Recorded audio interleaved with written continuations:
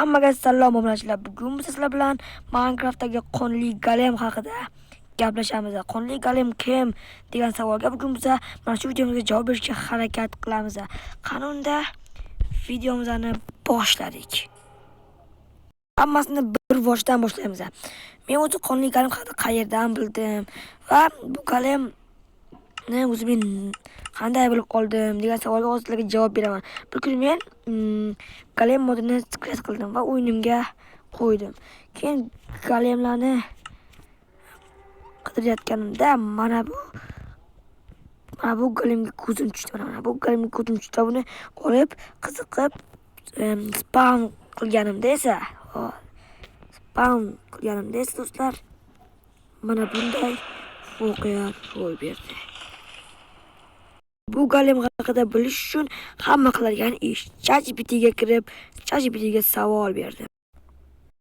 Minecraftda qonli golem kim deb ChatGPTga savol berdim. Mana hozir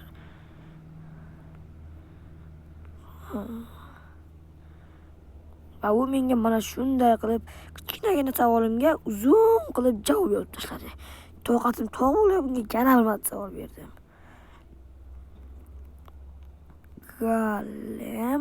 Qonli golem kim? Qisqacha javob ber. Xo'sh. Va u menga mana bunday deb javob berdi.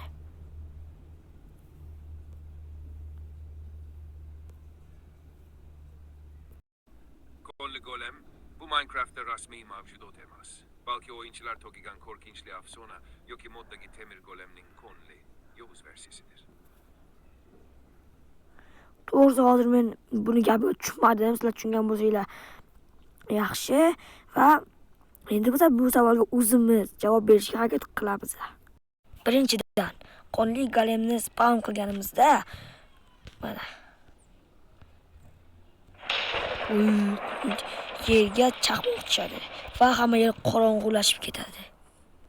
Bu sizga kimdir eslatmayaptimi? To'g'ri topdingiz. Bu Herobrine.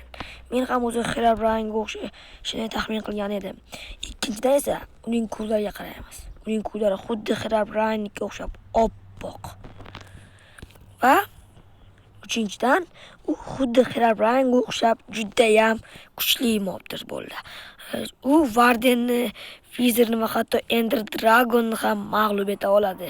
Men buni sinab ko'rganman va Nezit aslahalar bilan qurollangan o'yinchini bir zarbada yo'q qilib yuborishi mumkin. Mana moblarni ham o'ldiryapti.